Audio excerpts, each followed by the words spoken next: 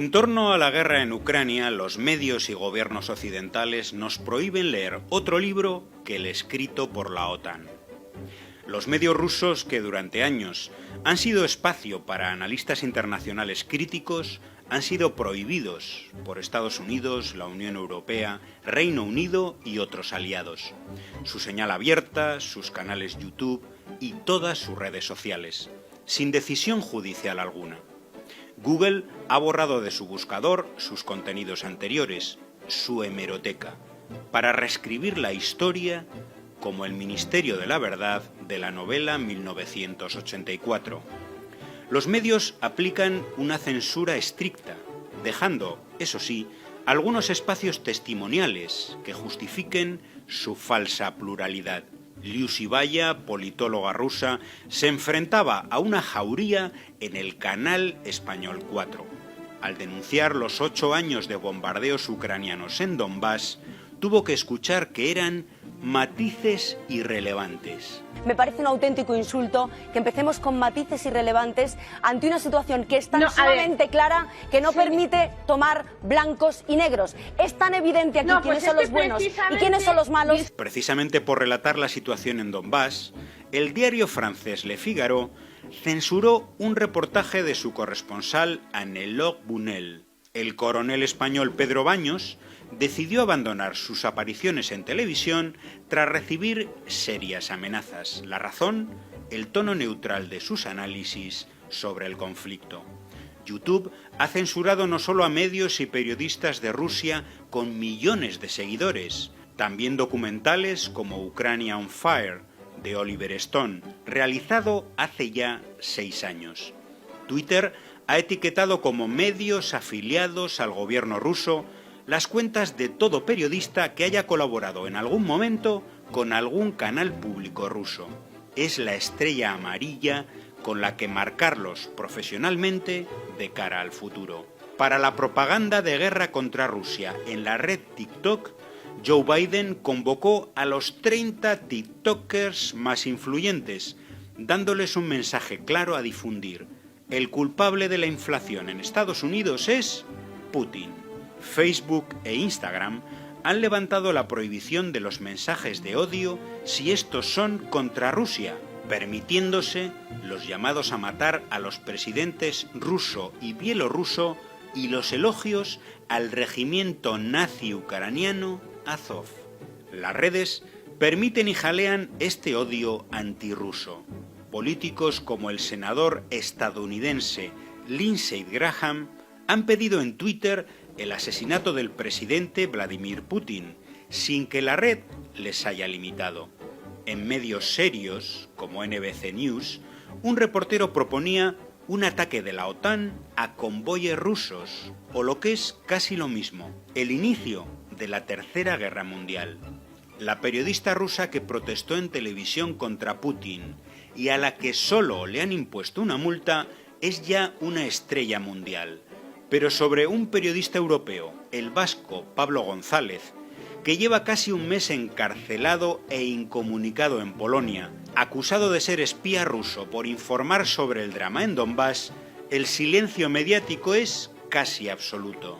El periódico catalán La Vanguardia realizaba una promoción comercial con el lema «Stop Putin, la desinformación nos quiere divididos». Traducido, la unidad contra el único villano, Rusia, requiere aplastar toda información y opinión que contradiga la versión oficial europea, borrando para ello, por ejemplo, los crímenes de nuestro aliado, Ucrania.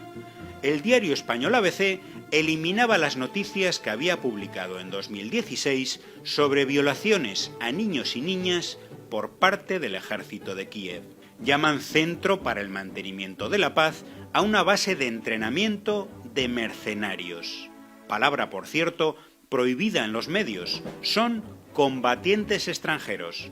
Así despedía la entrevista a uno de ellos una reportera española. Bueno, pues esta misma tarde él se marcha en un autobús hacia España, en un autobús que se ha preparado con refugiados ucranianos y en el que van a ir algunos de los combatientes extranjeros españoles. Este mercenario de ultraderecha regresará a su casa sin ser detenido ni interrogado, sin pasar el calvario policial y judicial que sufrieron 8 milicianos de izquierda al regreso de Donbass en 2015, tras ser etiquetados por los medios españoles como prorrusos. Algún informativo ha hablado sobre Farudin Sarafmal, presentador ucraniano que en directo hizo un llamamiento a degollar a todos los niños rusos, y sobre Gennady Druyenka, director de un hospital móvil de voluntarios que ordenó castrar a los soldados rusos por ser cucarachas, y sobre los actos de humillación pública en Ucrania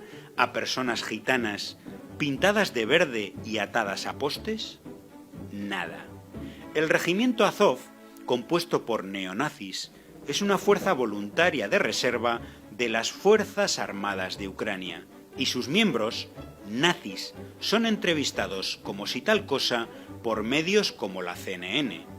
Azov ha recibido armas de gobiernos europeos como el de España, compradas con 1.000 millones de euros del Fondo Europeo en apoyo, no se rían, ¿no?, a la paz. En el canal Español 4, un experto daba con toda tranquilidad lecciones de cómo emplear este armamento para matar más rusos. Soy optimista, pero de una manera nada más, de matar más rusos. Pues porque el pueblo ucraniano lo necesita para poder llegar a una buena negociación. En Portugal, un juez ha levantado al neonazi Mario Machado la obligación que tenía de presentarse quincenalmente, al haberse ofrecido a ir a Ucrania para brindar, sigan controlando la risa, ayuda humanitaria. Que el presidente Volodymyr Zelensky haya otorgado el título de Héroe Nacional de Ucrania a Dmytro Kochubail, líder del grupo paramilitar Pravi Sekta, artífice de la masacre de los sindicatos de Odessa en 2014, en la que 46 personas fueron quemadas vivas, no lo oirán. Que el servicio secreto ucraniano ha asesinado a un miembro de su propia delegación negociadora con Moscú por traición, cosas de la guerra. En las televisiones nos muestran una exposición protesta por las niñas y niños muertos estas semanas en Ucrania. Excelente. Y la exposición en Moscú mira a los ojos del Donbass sobre los más de 150 menores asesinados por fuerzas ucranianas en estos últimos años. ¿En qué informativo ha salido? Hay que convertir un tanque ucraniano que aplasta un coche en un tanque ruso. Un misil ucraniano que derriba un bloque de viviendas en un misil ruso. Una niña de Donbass víctima de las tropas ucranianas en una niña de Kiev. Hay cientos de fake news parecidas. El telediario de Antena 3, el más visto en España, abrió con imágenes de una explosión en China como si fueran bombardeos de Rusia. Una carnicería, titulaba en portada el diario italiano La Stampa, con la foto de civiles masacrados en un bombardeo ruso. ¿Ruso? No. La imagen era de Donetsk, Donbass, donde murieron 30 civiles por un misil ucraniano. El gobierno de Rusia asegura que no ha pedido armas a China. China lo confirma. ¿Pero qué nos cuentan los medios? Letra por letra lo que dice el gobierno de Estados Unidos. La loable solidaridad con la población refugiada de Ucrania pasa una y otra vez por un filtro de racismo clasista. Una periodista de NBC.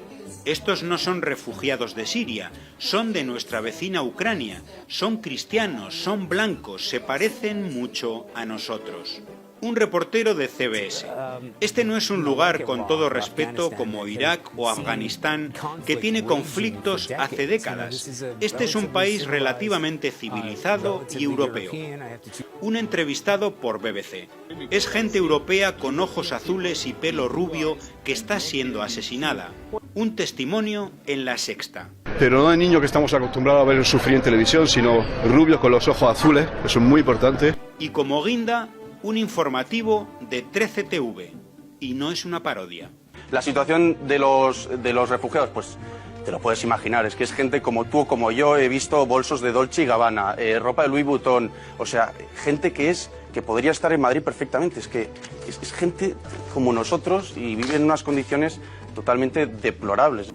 The New York Times publicaba un mapa sobre desplazamiento de personas. Las familias ucranianas en Polonia son refugiadas. Las de Donbass en Rusia, sin embargo, son migrantes, aunque huyan de las bombas ucranianas.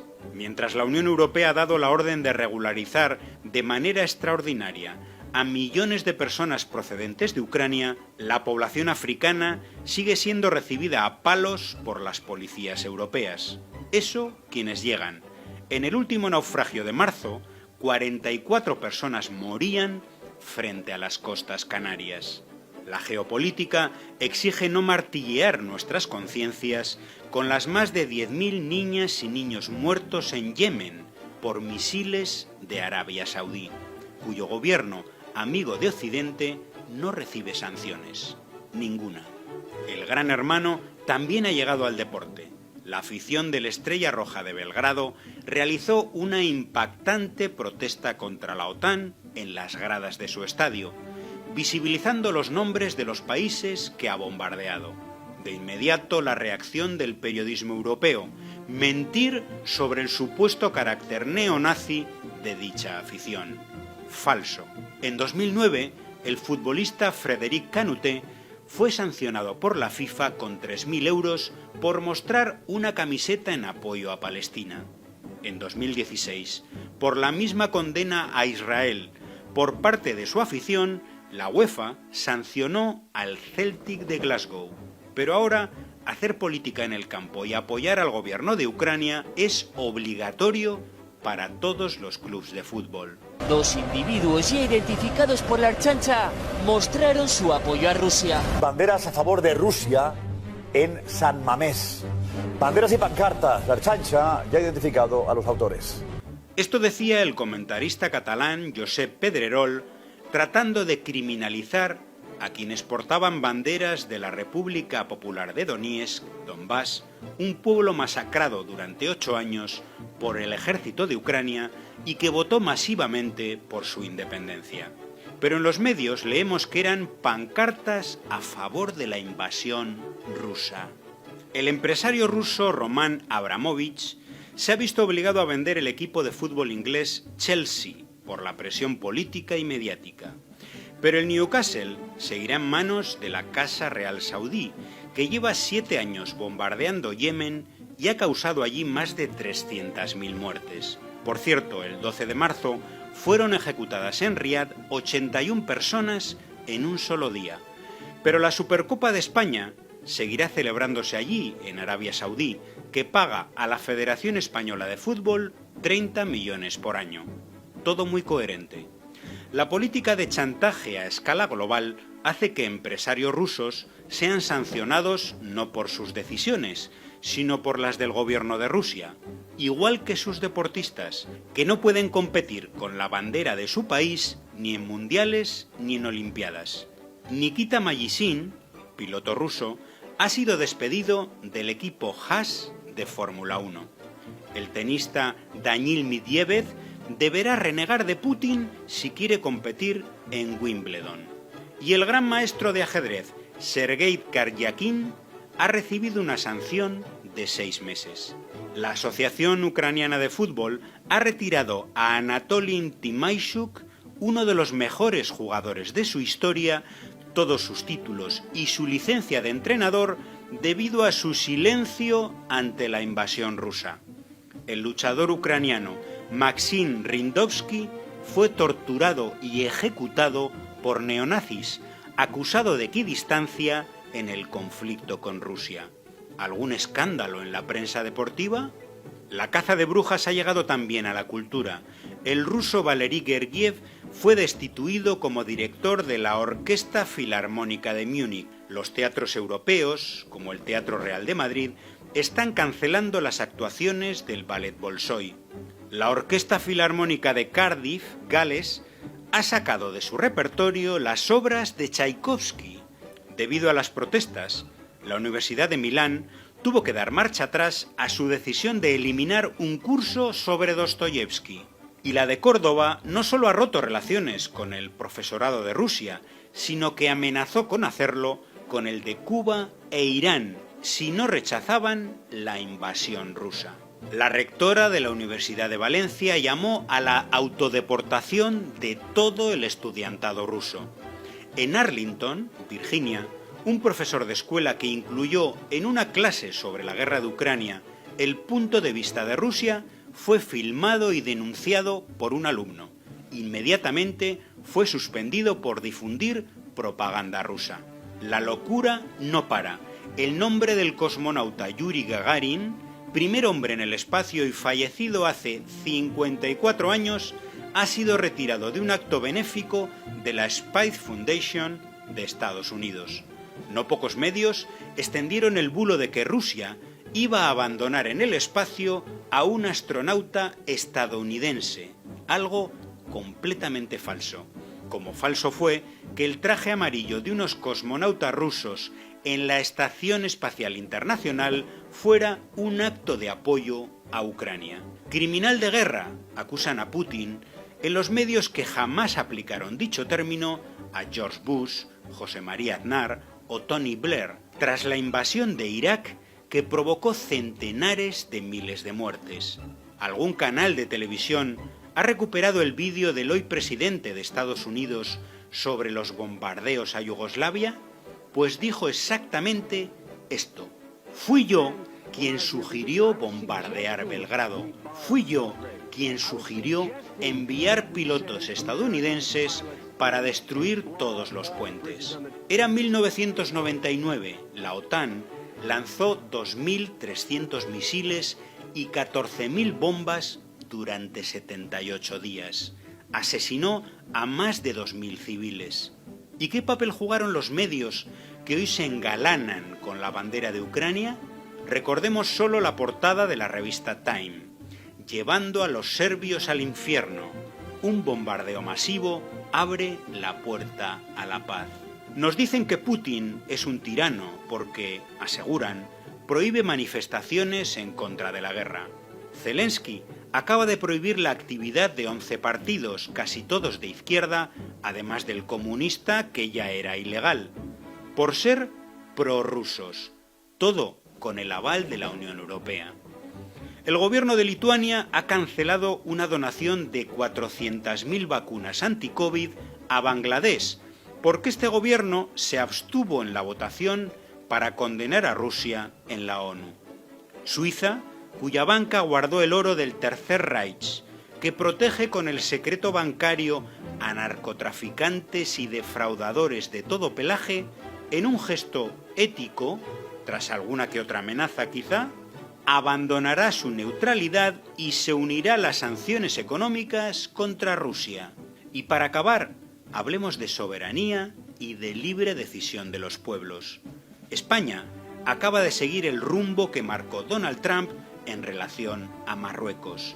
Acepta su ocupación ilegal del Sáhara y da una puñalada por la espalda al pueblo saharaui, que sigue sufriendo los bombardeos marroquíes. Exactamente igual que con el Sáhara, ni España, ni Estados Unidos, ni la Unión Europea, ni Ucrania están dispuestas a respetar la voluntad inequívoca, expresada en referéndum y cercana al 90% de la población de Crimea y Donbass. Voluntad que en los medios occidentales, convertidos en artillería ideológica de la OTAN, ni se menciona como una de las claves ineludibles para la solución del conflicto. Hoy vivimos un macartismo en estado puro, una dictadura global, frente a la que será imprescindible organizar la resistencia.